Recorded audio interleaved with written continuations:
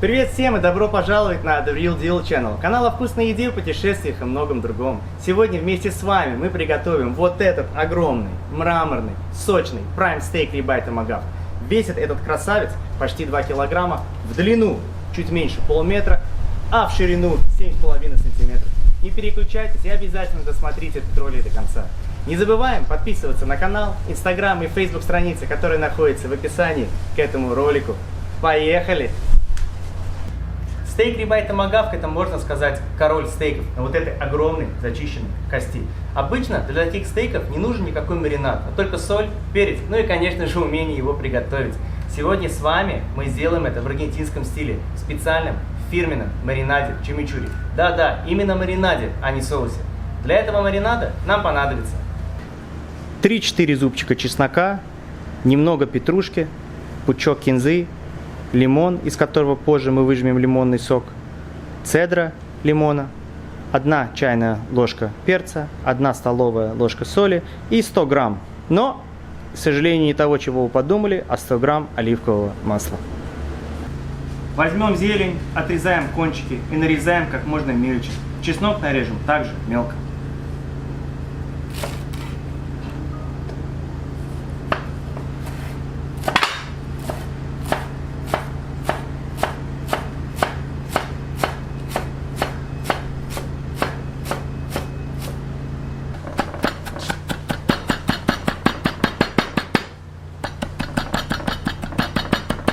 Зелень и чеснок нарезаны, перейдем к подготовке маринада.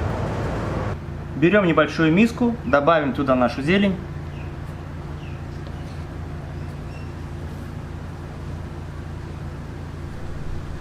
Чеснок.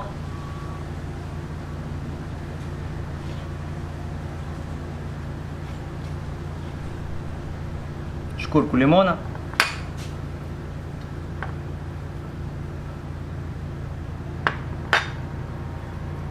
Лимонный сок,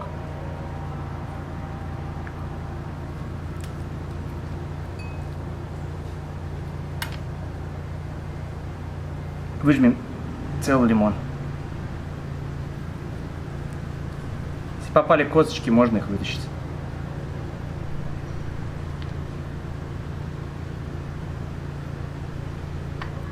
Соль, столовую ложку.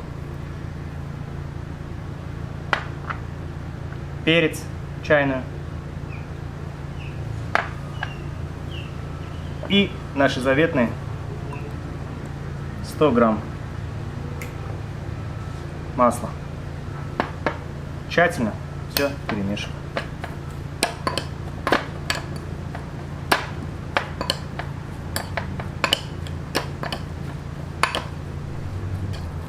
Какой аромат!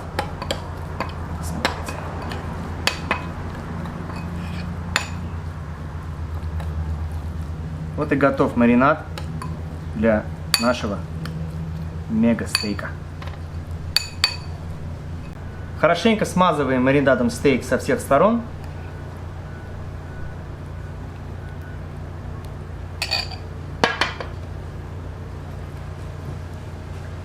Здесь, как говорится, надо делать это с любовью.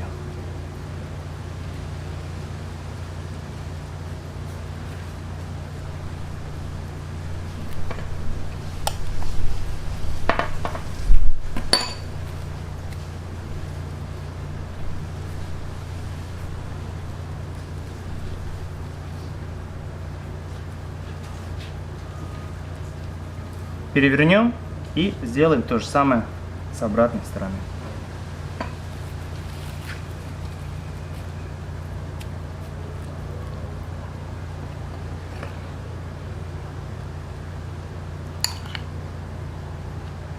Также не будем забывать про бока.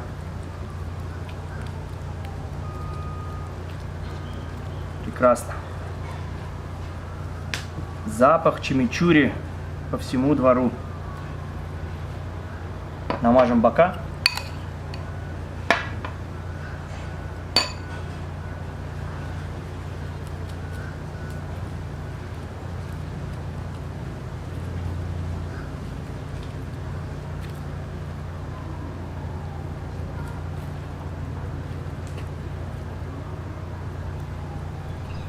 добавим остального сока.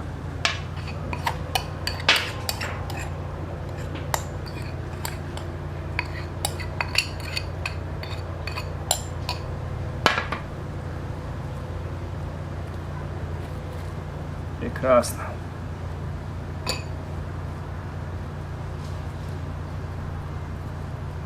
Обернем и уберем в холодильник мариноваться.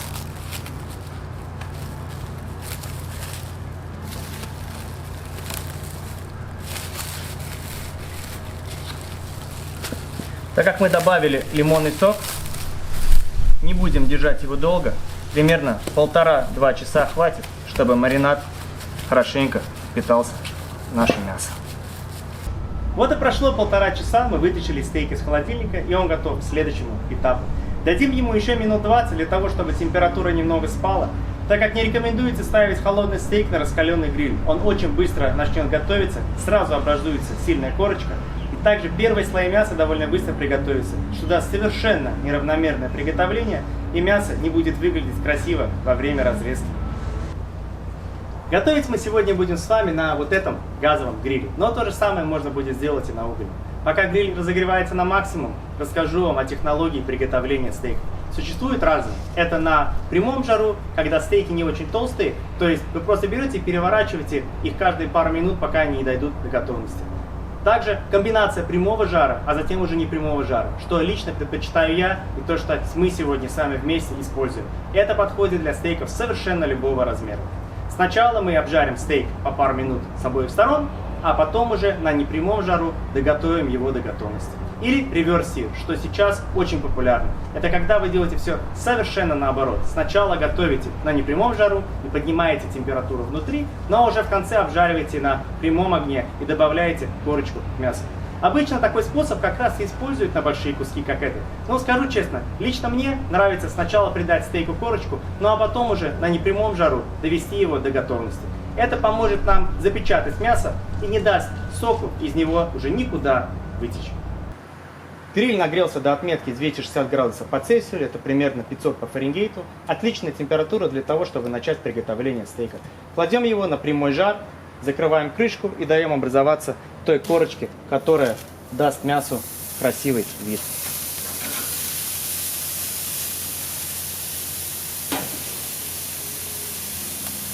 Если вы заметили, я не срезал с него никакие жиры. Они придадут еще больше аромата во время приготовления.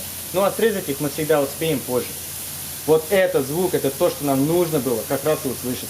Значит, мы делаем все правильно. Закрываем крышку. Открываем.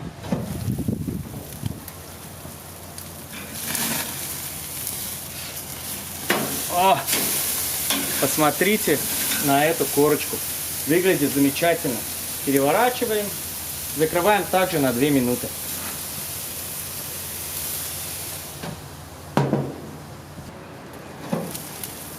Вот и прошло еще 2 минуты. Наша другая сторона также покрылась корочкой. Ну что ж, перейдем ко второму этапу. С левой стороны огонь у нас по максимуму, с правой стороны огонь полностью выключен. А это значит, что мы будем продолжать готовить на непрямом жару. Так как стейк у нас очень толстый, тут, конечно, было бы хорошо иметь термометр, который в течение всего процесса будет показывать температуру в центре стейка. Для того, чтобы можно было без надрезов вытащить его в правильное время. Если нет термометра, то уже путем надреза и визуально определиться, если та или иная зажарка вам подходит. У нас сегодня есть термометр, его мы и будем использовать. Очень рекомендую тем, кто часто делает стейки, приобрести его. Он на самом деле облегчит вам весь процесс с любым блюдом, которое вы готовите. Отдвинем стейк направо. Возьмем наш термометр. У нас их, кстати, 2.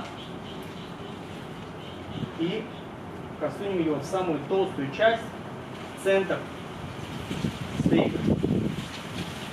Делаем это с 2 сторон, чтобы получить совершенно точную и правильную температуру. Закроем крышку и будем наблюдать.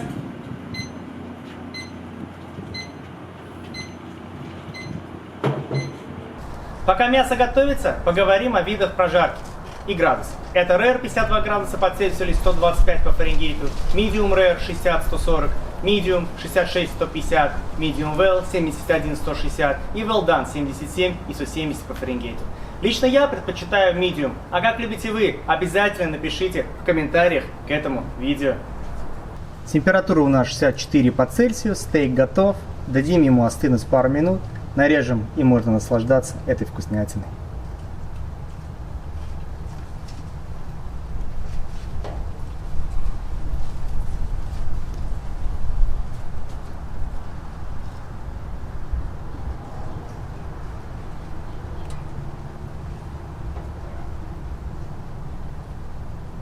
Ну что ж, посмотрим, что у нас получилось. Прекрасно. Смотрите только на эту красоту. Отлично сделанный стейк medium прожарки.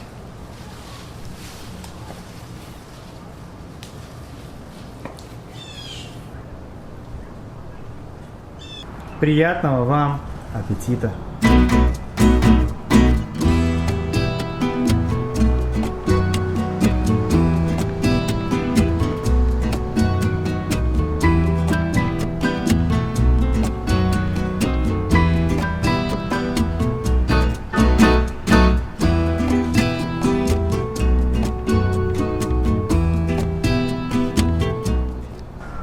Я просто не сдержался и решил попробовать этот стейк на камеру.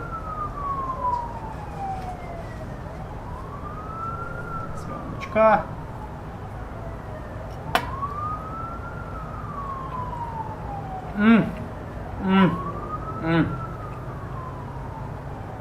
Это просто бомба. Вкуснотища. Обязательно попробуйте по нашему рецепту. Это супер. Еще раз. Приятного вам всем аппетита! Подписывайтесь на наш канал, не забывайте